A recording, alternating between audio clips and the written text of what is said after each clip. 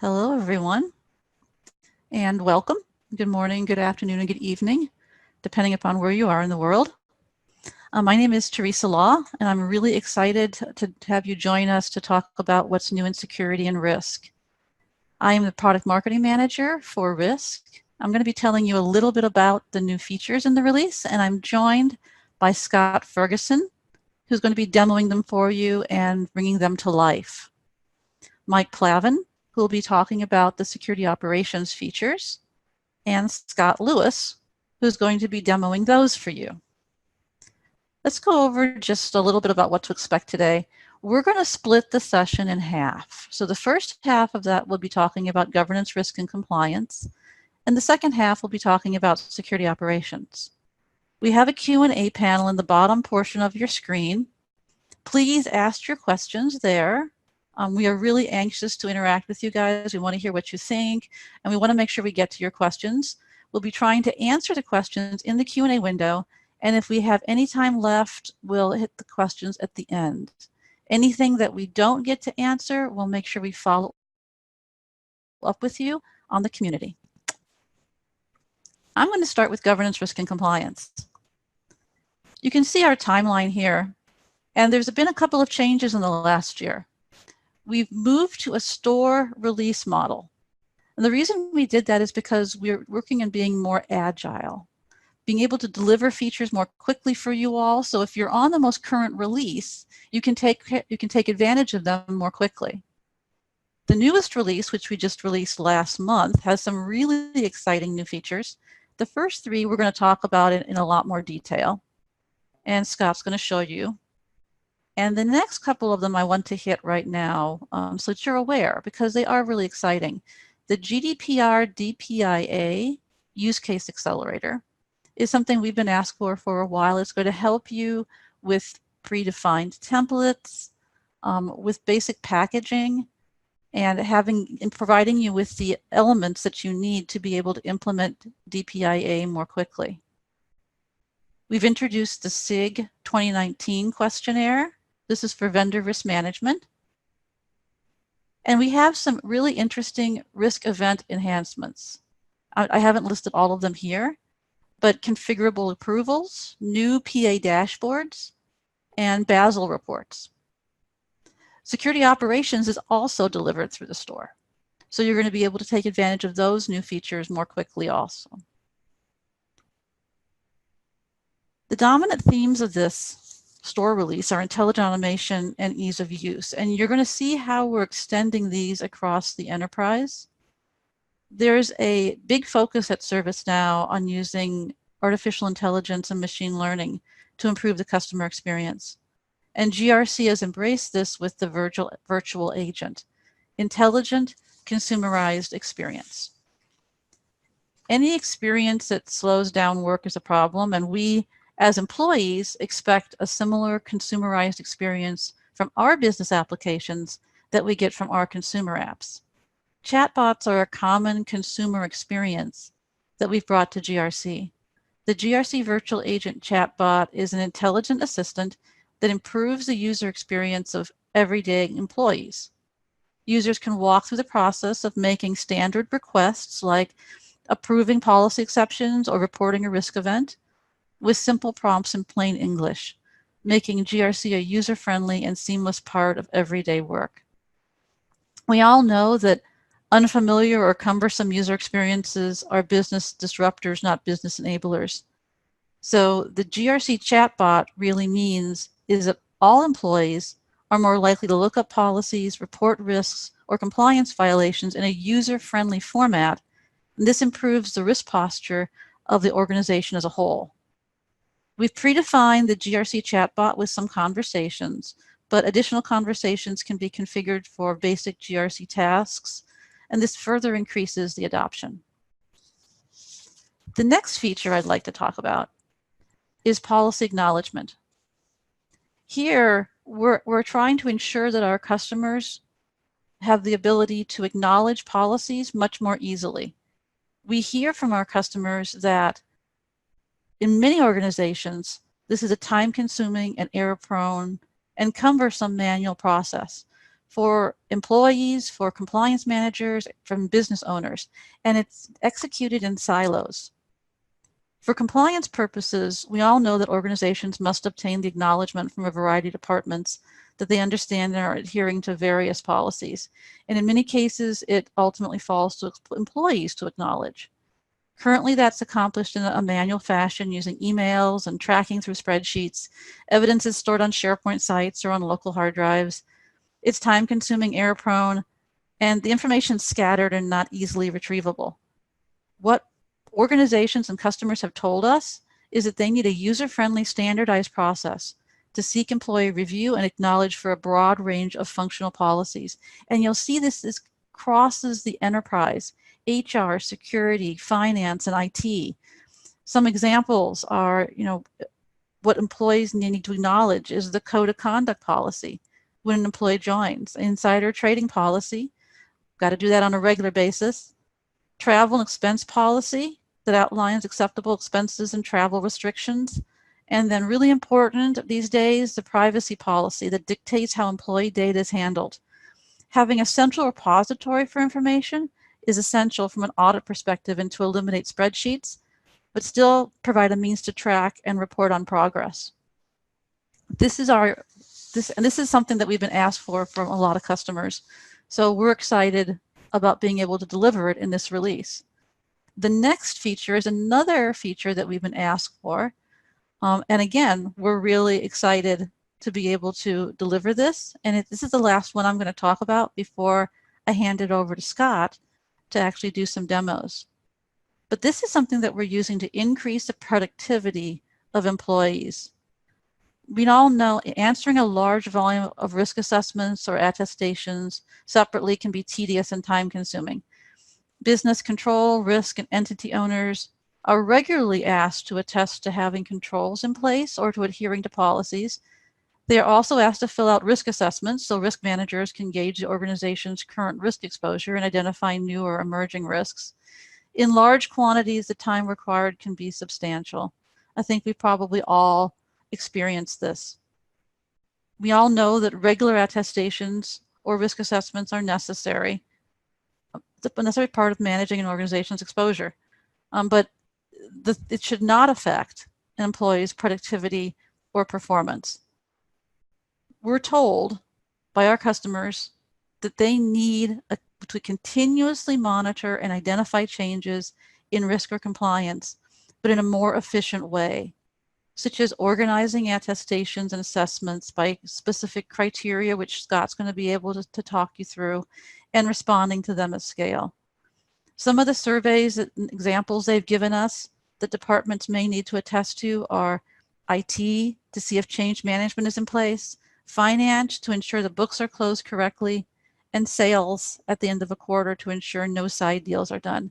Again, you can see a lot of these features span the enterprise. We're not just talking about compliance managers or risk managers. We're talking about first line of defense, the employees, and the ability to increase productivity, not just in IT, but in HR, in legal, in security, across the enterprise. So I know you're all anxious to see what this actually looks like. So let me hand it over to Scott, who's going to go through and walk you through those first three features and do a demo. Scott, why don't you take it away? Thank you, Teresa. And let me take control of the share here. And you should all be seeing a service portal. Do you see the service portal? Yep, Teresa? we do. Okay. Yes, Thank you. we do. Right. It's wonderful. So this is a slightly configured, but a simply configured service portal just to make it easy to access some of the GRC capabilities that we're going to talk about. So the first thing you'll notice, and this is a widget that is available. So as a user, as a business stakeholder of GRC on the ServiceNow platform, if this is a capability that you're interested in, ask your system administrator to add the virtual agent widget onto the service portal, and that's what enables the ability to have that conversation with the agent. So the first thing you'll notice here is in the bottom right-hand corner, I have this, and you should be familiar with this. This is a common across many websites on the internet, right? But I have the ability to initiate a conversation, and I can select that and it starts to have a conversation. So in this case, the virtual agent comes back, it asks how it may help, and I can go into the show me everything and just get a list, a laundry list, if you will, of all of the conversations that are available. But we want to put this in terms, or give the end user the ability to have a conversation and have the agent understand, right? So they may not always know that the catalog item, so to speak, is, report or register a risk event. They don't know what to search for. So we use some of the natural language understanding, and they can simply come in here and just scream risk, and you can start to see where it's giving me a matching request. So just by typing ahead, it's giving me some of the possible opportunities. If I don't select that and I just declare the word risk, it's intelligent enough to come back and it says, let me make sure I've got this right. I think what you're trying to do is report a risk event, right? It gives them the option to exit that, but it's having this conversation. So they can select that option, and then the agent starts to have a conversation. Well, can you please describe to me what's going on? And just for the sake of conversation here, we'll make this short, right? Bad things are happening. Was this an actual event or a near miss? So as part of the risk events within IRM, we're not calling them loss events, right? Because sometimes, especially in some industries like healthcare, right, there may not be a loss, but you know that that risk has been exploited. You want to track that something's happened and put in some, actions to not have that exploited in the future. So we're calling this a risk event. In this case, we can say it's a near miss or an actual event. If I do that, then it's going to prompt me for other information specifically. So when did it occur? It happened last week, right? And we'll continue to go through the dialogue. Do we need to escalate? Yes. And then you'll be able to see that it comes back and it's created that risk event for me. It's assigned it. It's been reported, and now the risk teams in the second line of defense can pick this up and start working through that particular conversation. So this is the conversation that's been created with the virtual agent. And there's other, whether it was submitting a policy exception, right? There's other conversations that you can have through the virtual agent. Well, I'll go ahead and end this conversation. And as we move from having a conversation with a virtual agent, we move into the ability to acknowledge a policy, right? And Teresa gave a couple of great examples, but I think of, a common one that I have to do every year is around acceptable use, right? That I'm only going to use equipment given to me from the organization for business purposes and not personally, right? That may be an example where the organization would want to send that policy out to all employees and have them read and acknowledge the fact that they've read that and that they're going to adhere to it. So wanting to be able to get these types of digital workflows embedded in that first line into the experience of end users, we're going to make that available through the same service portal where they can view the policy library and notice there's the ability to actually access policy acknowledgements. Now, this, and I have a couple of them assigned to me here because I'm part of the risk management team. I've got an acknowledgement where I need to read the risk management policy. I can view this particular acknowledgement. I can see the details of it. I can see the requirements that are related to it that tie back to authoritative or governing bodies of why it is we've put this policy in place. And then at the bottom of this, there's actually a couple of options. Now, there's also the ability, there's a use case to allow someone to decline that. It's an option that you can check on or off in each campaign. It's unique to each campaign. But in this case, we can ask them to accept this particular policy or request an exception. I can think of, in the acceptable use scenario, maybe there's a situation where the role is going to cause me to travel internationally, and I want to ask for an exception to use my work phone when I'm traveling internationally, as an example, right? I could request that exception, but in this case, I'm just going to go ahead and accept it. I'm accepting this policy, and it takes that off my list, and we can see here that I've accepted it on that particular date, and I've got that history that is tied to, or that history of the policies that I've accepted in the past. So let's see if I switch over to, in this case, the standard UI from the end user portal, right? We would want to see this same scenario for the person managing the policies, right? Maybe the policy manager or a compliance manager. So within the policy and compliance application, under policy acknowledgement, and we see here on the overview, I have a visibility into all of my campaigns, right? I may have multiple policies going out to different audiences. In this case, I have the audiences where you can define. So for example, if I want it to go to just change managers because it's a segregation of duties policy, right? I can have it go to specific users, specific groups, or I can do filters where in this case, I only want it to go to people that have a certain role or have a particular condition or a criteria. So how did we kick off that campaign? If we look at an individual policy, so for example, if I was to go into the organizational segregation of duties policy within, and this is the policy and compliance application, we will see this new section on the form here called acknowledgement setup. This is where I can say, you know, I want to allow someone to be able to decline. I want to be allowed someone to request an exception, and I can simply check these on or off. Who do I want the audience to be? And then if I want to link to some additional reference material, I can add that here. Once I have that set up, we simply in the new related list here at the bottom, I want to initiate a new acknowledgement campaign. It's going to pre-populate that.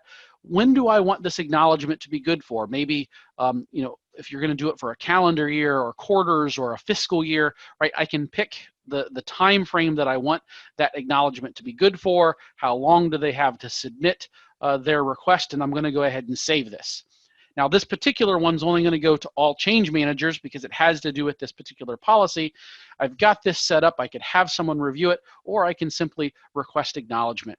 And in doing that, now when we go, we can see the history. And I now have the ability to track this particular campaign, how many of these were sent, how many were responded. And as those responses start to come in, I will see the stats change in the individual acknowledgements update.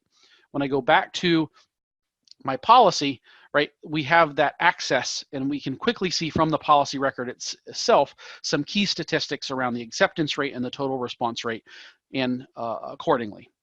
So that's the second one, right? The policy acknowledgement. Let's take a quick look at the third one that Teresa talked about, and that was the consolidated attestations.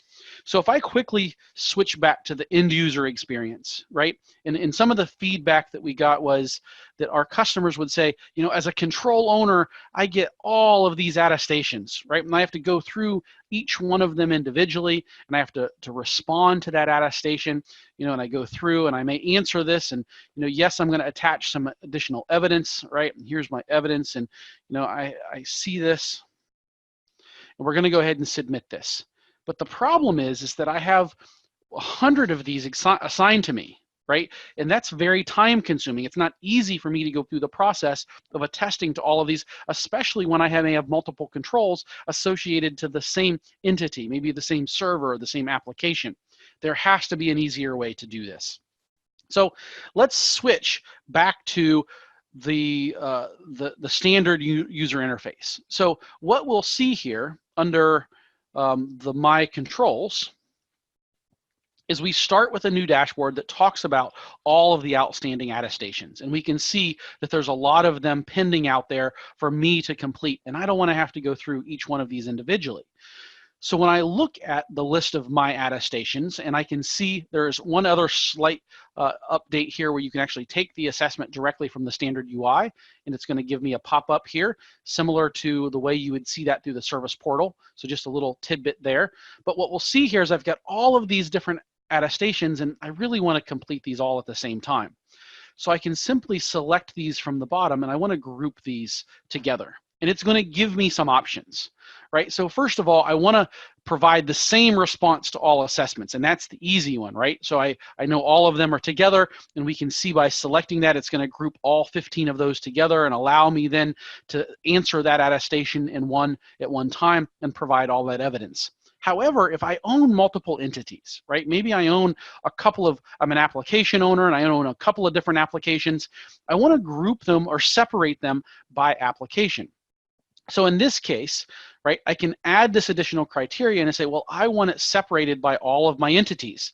And now you see from a preview perspective, because I had attestations from multiple different entities, I have one from ServiceNow, I've got a couple of different ones here. Maybe I want to separate those up, and now instead of having 15, I only have to respond to 2, one for each of the entities that I'm assigned.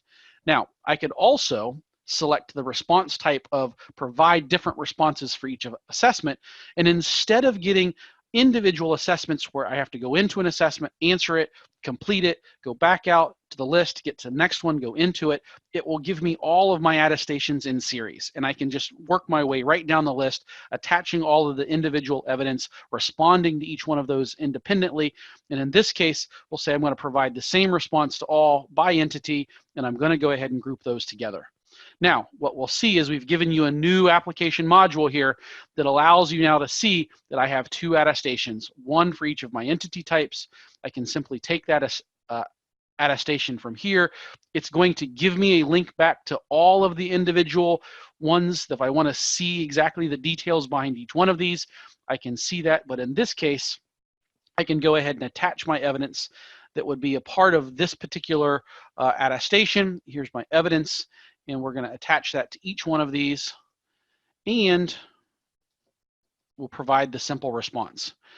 So we're going to go ahead and submit that. And I just completed, with a few clicks, the attestation for 11 different attestations in one grouping, as opposed to each one of those individually. And when I close that, I now only have the one left to take of the two that I had split.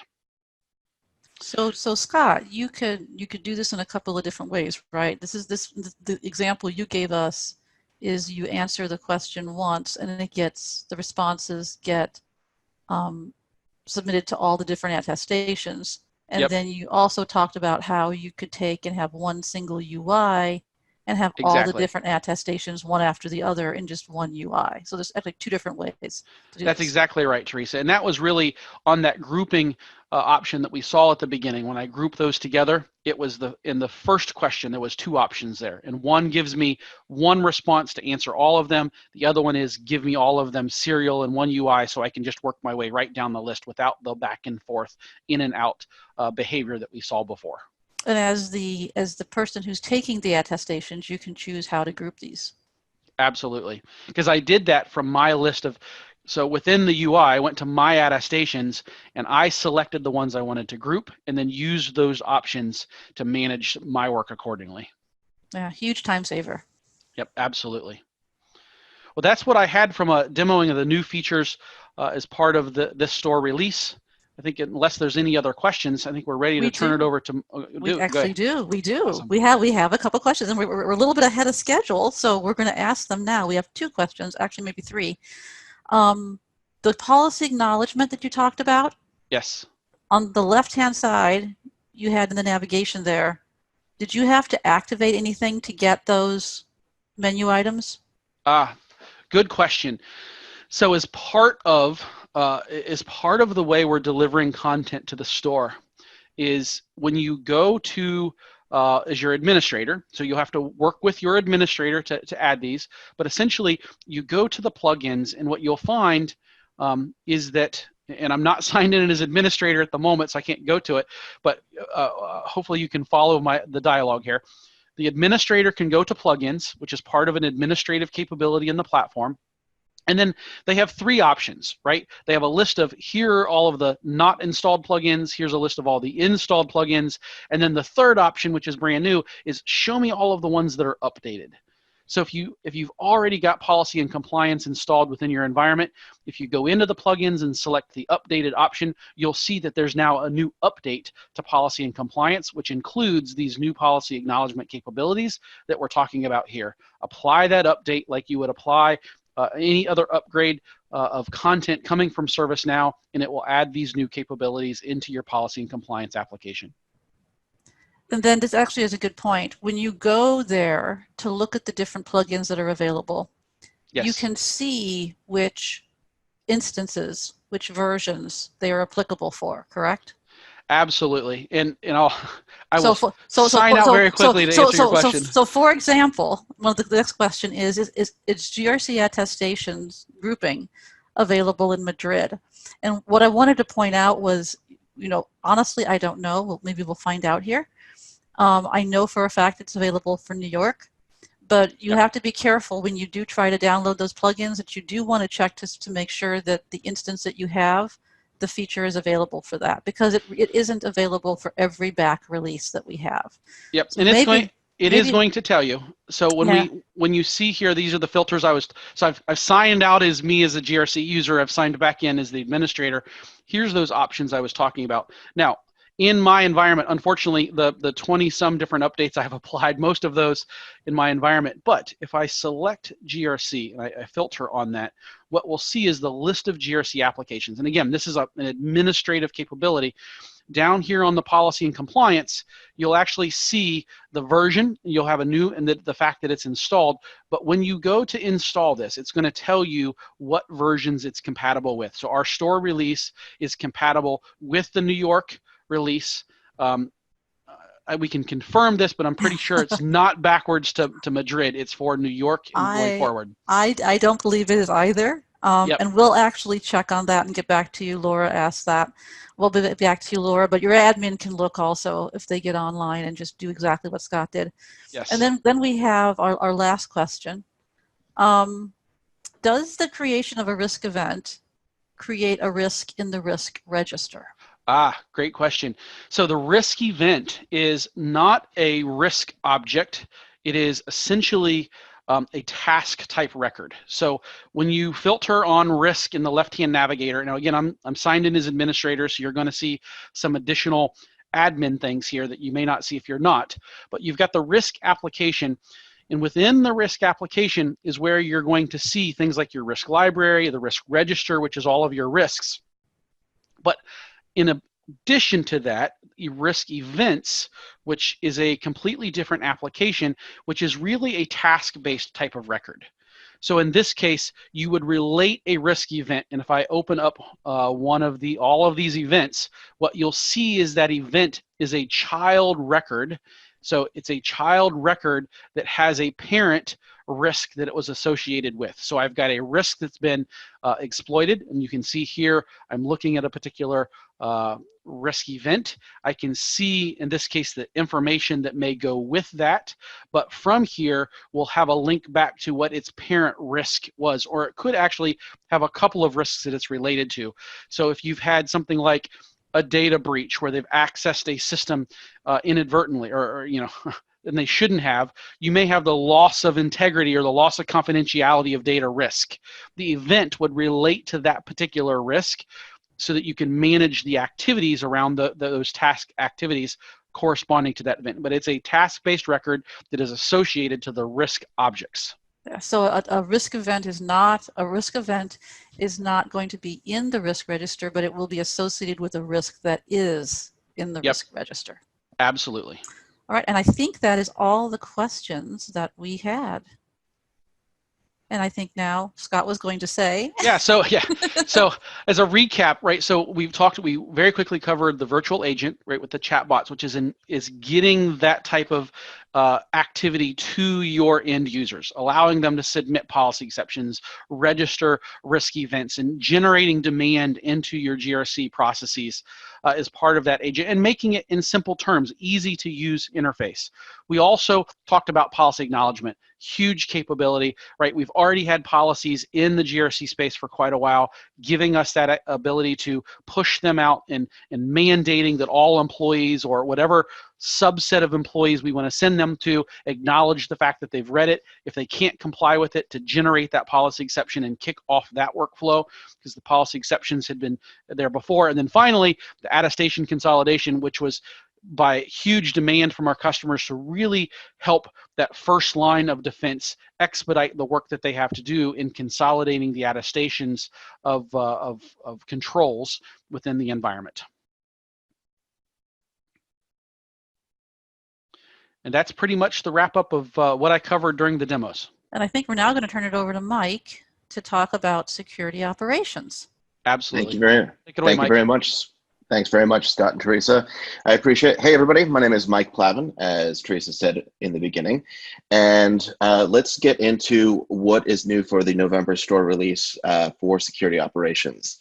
So as Teresa mentioned, post-Madrid, we moved to a store release for both GRC and security operations, which helped enable us to deliver ongoing updates outside of the major releases more quickly, so the customers could take advantage of new capabilities ahead of the major platform releases. Now, we do this to help drive momentum in the new releases, and with the real focus on you, the customer, and your experiences, to make sure that we're bringing forth new and updated integrations, things like mobile capabilities, and driving automated use cases like user-reported phishing and malware response. Now, for the November store release, we're going to look at 3 exciting new capabilities, the ones that are in bold here, and we'll start with user-reported phishing 2.0. So with the new user-reported phishing 2.0, you no longer have to triage duplicate user-reported phishing incidents. Now, phishing submissions with the same characteristics that you define will roll up into a single security incident. Additionally, we've eliminated the time-consuming efforts of having to manually extract email headers by automatically doing it for you. And finally, you can kickstart investigations by auto-extracting observables, including the sender's email address. So now what I'm going to do is turn it over to my friend Scott Lewis, who's going to show us a demonstration of how this new user-reported phishing 2.0 works. Scott, take it away. Excellent. My name is Scott Lewis. I'm part of the Security Operations Business Unit, and we're going to talk through our user-reported phishing enhancements. As those of you who have used this before know, we've been working on a ability to handle user-reported phishing over multiple releases, and the main driver of this is far and away the #1 use case we hear when we talk to our customers. Why? Because it's the easiest for the attackers to execute. It's low cost, high level of success. So we want to really sensitize our community to how they can understand if an email is a phishing email and report it to the security team to be able to quickly triage and determine what needs to be done. So the first things we're going to talk about here is the incident consolidation. So what I have in front of me is a security incident that was reported by a John Doe, member of our organization, and he just attached a EML file and sent it into the phishing email that has been provided by his organization, and it automatically created this incident. Turns out there were 2 other users that also got the same email and sent it in. And the first thing we're going to look at is the fact that we have the ability to do this incident consolidation. What does this look like here? You'll see I've clicked on a related list in this incident, and you'll see there are actually 2 additional security incidents that have been associated with this user-reported phishing event. And as we'll see later at the once I get through the 3 features, I'm actually show you how we do that incident consolidation and how you can modify it to meet your needs. So let's take a look at this.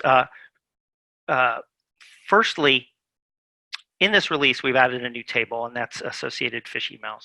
So when an email is sent into the incident, into the instance, that email creates an associated phish email record. We'll take a look at that, take a look at what capabilities that brings us. So here's the phish email record for one of those incidents. First thing you'll notice is that we've attached the EML file that the user submitted. So you have the original file listed there. We've parsed out a number of metadata items. We've loaded the raw headers in a field called raw headers. And then let me point out here, we have the body HTML. One of the key steps in analyzing a user-reported phishing event is to see how credible is that email. How likely are our users to click on it? So what we do now is we actually render that HTML in this record, including, and it's a little hard to see in this case, but there's a link at the end of that first sentence, and that's what the attackers try to get the user to click on. And when we render that in this view, that link, if you hover over it, you'll see the underlying URL associated with it, but we've not made that clickable, so the analyst doesn't get into a scenario where they accidentally click on a malicious link. And then the other thing I want to show, as Mike mentioned, we automatically parse the headers from the email, and you'll see all the key value pairs listed here. The security administrator has the ability to configure which email headers that you actually parse out and put in this related list, or if you don't do anything, you'll get all of those email headers. So as you can see, we have the ability to track all of the incoming phishing emails from this new phishing email related list table in the instance. All right, let's take a look at a couple other things related to phishing. Right next to the associated phish emails, there's the associated phish headers. This is an aggregation of all the headers for all the emails associated with the incident. So in this case, there are 3 incidents, the parent and 2 children, 22 headers per. We've got 66 headers here. Now, from talking to customers, they typically will focus on 5 to 10 header values that are interesting to them. And so they could actually filter that down and be able to see that listed here in the associated phish headers. The final thing, we have, in previous releases, we certainly parsed out things like the URL that was associated with the phishing attack. In this release, we're actually parsing out the sender's email address. And the value in doing that is allows you to quickly set up searches where you can search either Exchange or an email log store that is supported to see whether this sender has previously sent phishing emails into your organization. Or you can group sender and potentially subject to see if this has been seen elsewhere in the organization. So with that, let's take a look at exactly how we do this aggregation or this incident consolidation. And the good news is all this work has been done in some new flows in Flow Designer. And the value here is it is a no-code approach that allows the security admins to configure how they want this behavior to play out. I'm not going to go through the full transform, but this is what takes that phishing email once it hits that associated phishing email table and all the work that's done following it. But what I do want to point out is, it's kicked off when a new entry is put in that table.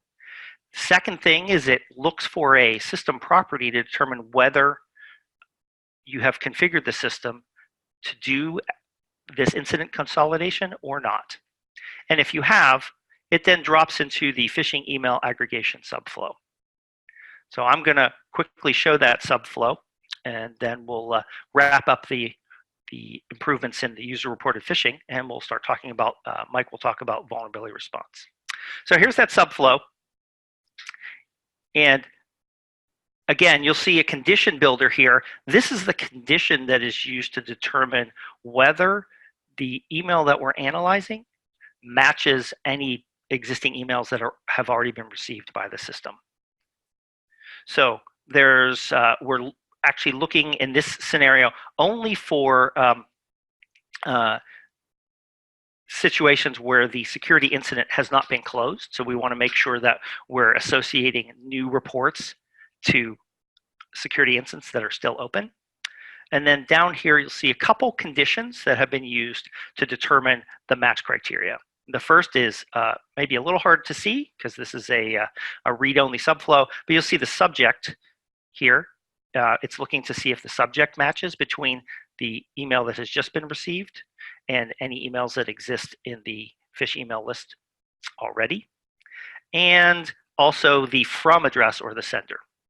So those are the 2 criteria that are currently shipped out of the box. And again, since this is a flow in Flow Designer, you can duplicate this flow, make modifications to it, and define the matching criteria that work best for your organization. All right, so let's quickly summarize and then we'll move along. Again, we went deep on how we do incident consolidation. We talked about how we've added additional observable extraction, specifically the sender email address, and added that to the observables to support searching of emails in Exchange or other email log stores. And we added header parsing to parse out key headers that allow the analyst to make quick decisions. And all these features, their goal is to make the processing of these phishing reports easier, more automated, allow the analyst to resolve these incidents much more quickly. All right, and with that, I'll pass it back to Mike to talk through the vulnerability response improvements, and then we'll show those. Excellent. Thanks, Scott. So on the vulnerability response side, we've strengthened our ties with change management with this November release. It allows us to optimize vulnerability response with simplified change requests and automation of manual tasks. In fact, you're now able to create pre-populated change tickets and synchronize states between the tickets and vulnerability groups, as well as logically splitting vulnerability groups into manageable chunks to ensure the IT teams can patch vulnerabilities quickly and efficiently. Now, for effective prioritization and response to vulnerabilities, you need to have visibility into the software's asset management status. And with software asset management, you're now able to know your real exposure to a software vulnerability outside of normal vulnerability scan cycles. So let's say there's a brand new vulnerability that has that's being exploited out in the wild, and you want to see how many instances of that you have in your environment. This new tool allows you to do exactly that. And now keep in mind that this does require a license for either software asset management, foundation, or professional. And what I'm going to do is I'm going to turn it back over to you, Scott, so you can show folks how the new change management and software asset management capabilities work. Okay? All right. Hopefully you can still hear me. All right. We can. Great. So let's get into these two. The beauty of both these features is they're relatively quick, and so we're taking what is a complicated process and trying to ease it for our users. So we'll go through both of these, and then I did see some questions, and we'll be able to touch on those questions. I think we'll have time for those as well. So first, let's look at this particular vulnerability group. So again, to remind our listeners, what are we looking at? We're looking at the way ServiceNow represents the vulnerabilities that have been discovered on particular assets, in our terminology, configuration items, in a user's environment. We group those into a unit of work. We call that a vulnerability group.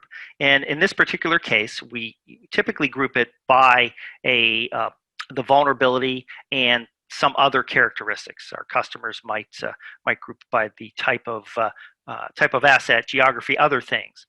In this case, we have a vulnerability group assigned to a Bo Ruggieri, and it is it's a vulnerability on, as the short description says, some external facing assets. Now, let's take a look at a couple things here.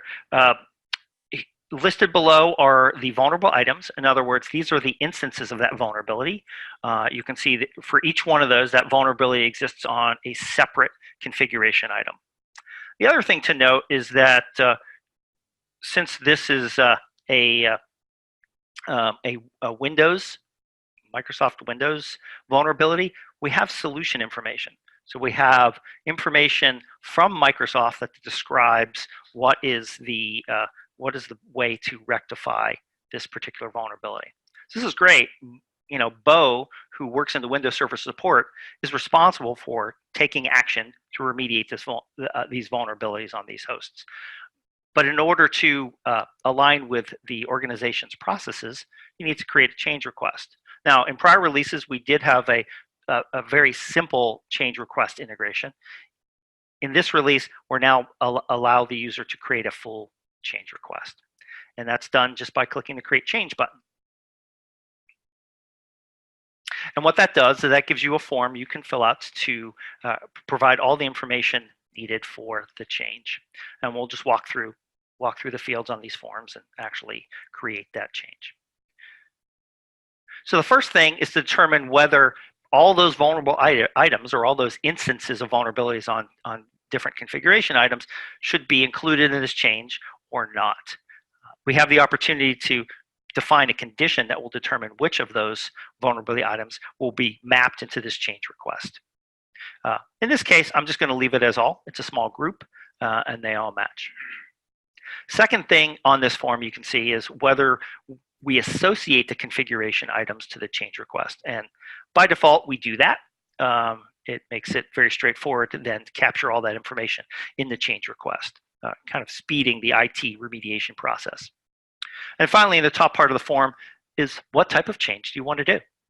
So do you want to do a standard change, typically pre-approved changes in a customer environment, a normal change that has to go through normal change approval, hits normal change windows, or an emergency change that might need to be executed out of cycle. And then we bring in data from that vulnerability group for this particular change. Set the priority based on that, the assignment group, the assigned to, allow the user to set the end date. Say I want to do this change over the weekend to avoid impacting our users. And then we bring in the description, the vulnerability group, the justification as to why. These are all template values. And then finally, we bring in that implementation plan. Again, if you have a solution that has been defined with our solution management integration, you'll see that here. And then the result of that, just need to create a change. So again, I talked a lot more about it than what it actually takes to do. So we'll let that change get created. Let's take a look at the second thing that Mike talked about, our exposure assessment.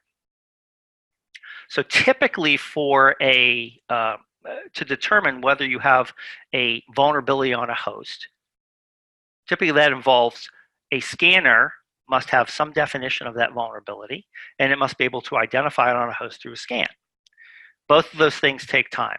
And if there is a newly reported vulnerability, something you want to check whether it exists in your environment, we have a way to do that now with a tighter integration to software asset management. So let's take a look at a kind of a sample. Say I just received something here. This is mythical, but I have a new CVE that has been identified in Microsoft Skype 5.0. And after reading this, I feel it's important enough that I need to take quick action on it to see whether I have it in my environment. So I'm just going to copy this information. Now, I've done this before, but I'll show you how I got to the place where we'll show the full analysis and processing that can be performed. There we go. And so I'm just going to enter a few parameters in here, and I'm going to click Show Exposure. And what it's doing at this point is it's going through the software asset management, all the software that has been identified in the environment, and it's giving me a count of how many installs I have in that environment. And so very quickly I determined I have close to 600 instances of this in my environment, something I want to be able to cure.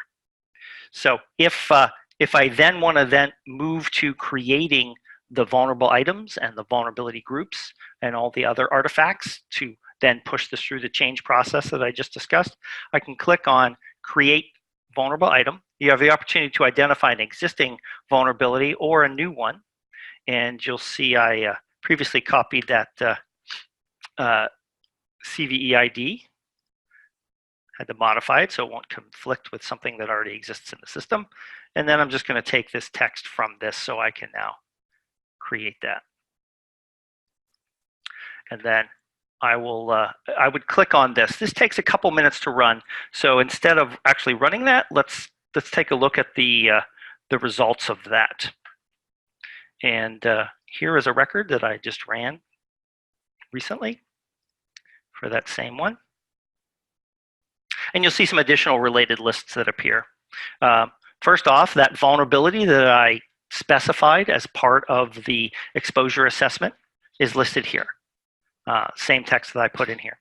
Again, all of the instances of that vulnerability, all 581, are listed here with the configuration item that they're associated with. And then finally, the vulnerability grouping logic has run. That's has been in releases for quite some time now, and it's actually created a vulnerability group associated with it. So now that vulnerability group gets assigned to a remediation specialist, and that can get carried through the change process that we discussed previously. So with both of these, we're again speeding the process that can be used to both evaluate whether there's a vulnerability in your environment. You don't have to wait for the scanner to be able to have a definition and scan your environment for it, which in some organizations can take days, weeks, or even a month to get around their whole organization. So we've sped up that process, and we're tightening the ties and lowering the friction between the security team and the IT team by this smooth integration with change management and standard change processes. So with that, I think, I don't know if we're going to take some questions, or Mike, I'll toss it back to you. Yeah, let's just wrap up quickly and talk about those three things that we showed today were not the only features that we released with the November store release. We also have some vast improvements to configuration compliance, and then some new and updated integrations. We have a new integration for Splunk Enterprise Security, and we have updated the Rapid7 integration to vastly improve the capabilities of that as well. And I like what you said about the tighter integration between security and IT. And I think that that's a real theme that we're seeing here, is that with the security teams and IT teams working closely together, using the same platform, and being able to pass work back and forth to each other, like we see with this features of the November store release. I think it makes the work even easier to do. It's a lot more frictionless. So with that, let's go ahead and answer some of the questions that came in. So let me go ahead and pull that up. Let's Q&A here. So the first question was, does ServiceNow have a report phishing button for email clients to avoid manually creating phishing tickets? Great question. We don't have a plugin for Outlook or other browsers. Other email clients today. We're certainly looking for that. If that's something that's important to you, I encourage you to go into the community in the IDEA portal. It's a new mechanism we're using to gather requests from our customers and suggest that. We certainly looked at it, and we're looking at how it fits in the backlog. Now, one of the things that we do have is there are certain report phish buttons that wrap up all the information about the phishing email in a special way. For example, they will just send an email that has one long email with some sections that are text delimited, say for the headers. We do have the ability to put identifiers in that to extract the headers from the way that is reported. So we do have partial support for that, but certainly would look forward. Please do submit that as an idea, and we'll see how many other folks are interested in seeing that and help us prioritize it. Yeah, along with the report phish button, there was a second question that came in. Does ServiceNow also support internal phishing campaigns for security awareness training? We certainly can intake, and our internal security team does just that. We can do the intake of reported phishing responses from users, and assuming there's an identifier in those phishing campaign tests, actually kick off a different flow. And you couldn't, in our internal team, I believe that it is a completely no-touch approach. Our analysts don't need to be involved when we launch those phishing campaigns. All those incidents are handled through flows automatically. So we don't have a process for generating the emails, formatting that, but we certainly have a way of digesting it and processing it and communicating to users when they submit for those types of campaigns. And Mike Yeah, and and I Scott, know. I can think of a fabulous new feature and functionality in the platform that would at least have everyone in the company acknowledge the fact that they've read and understood the phishing protocols. Oh, yeah. I can think of an amazing technology that might support Yeah, that's absolutely true, Scott.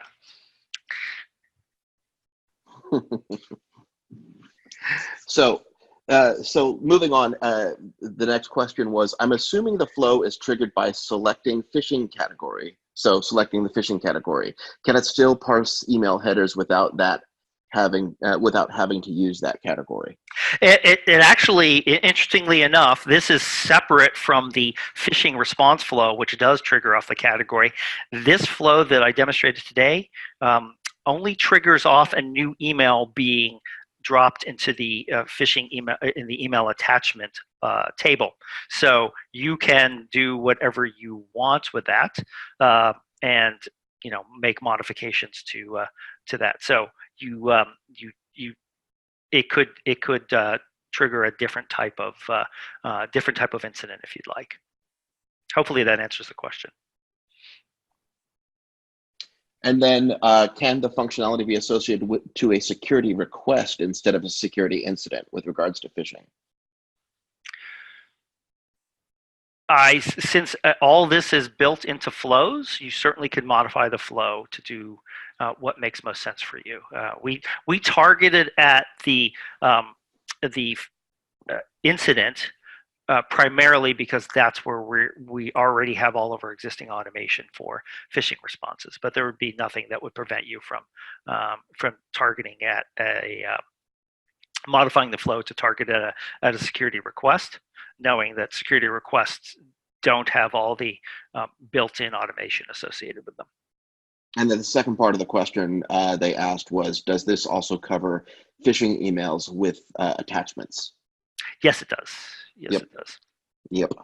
So next is, has documentation been updated for the Splunk integration and Rapid7? Previous docs were a bit incomplete. I know whenever we do release, we certainly do update the documentation. It'd be great if it looks like that came in from Arnold. If there's particular things that you found that were lacking, that you can certainly, I think Eric has probably reached out to all of you. You can either reach back out to Eric or feel free to put something on the community.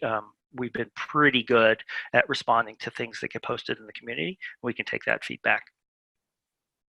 Yep.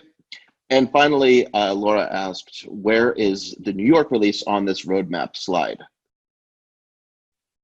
So that one, I can answer that one. As Teresa mentioned in the very beginning, and I touched upon when we looked at this slide earlier, we switched post Madrid. We switched security operations and GRC, as well as I believe the ITOM products, to a store release cadence. So rather than releasing with the platform releases, so New York, Orlando, etc., we are releasing on the store. So instead of having New York functionality, I'm making air quotes with my fingers when I say that, we released the functionality that would have been in New York back in March. So it came out a few months ahead of time because it also supported most of the functionality was able to be supported on Madrid. The only exception to that was the mobile app.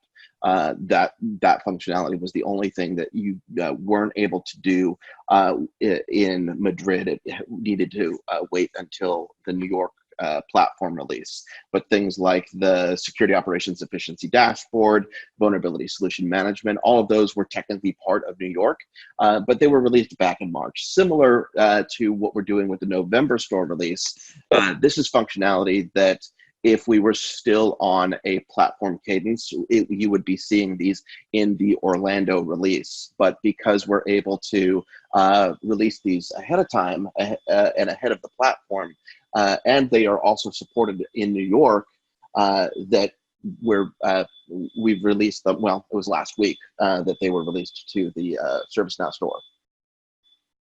Hope that makes sense. So we've decoupled security operations and GRC from the platform, the city name releases. All right, Mike, looks like we're at the top of the hour. You want to just tie it off? Yep, let's bring it home. So what to do next? Well, first, update the apps in your instance. If you have any questions or need help doing that, we do have instructions on how to do that on the community. And then try them out, kick the tires, try out some of this new functionality that Scott and Scott showed you that we talked about today, and see what works for you. Start playing around with it, customizing it to your specific environment. And then if you have questions or would like to provide feedback, join us in the discussions on the community. We have communities for both GRC and security, so happy to answer those. There are very active community members on there who can help out. And with that, on behalf of myself, Teresa, Scott, and Scott, I'd like to thank you for joining us today. Take care, everybody.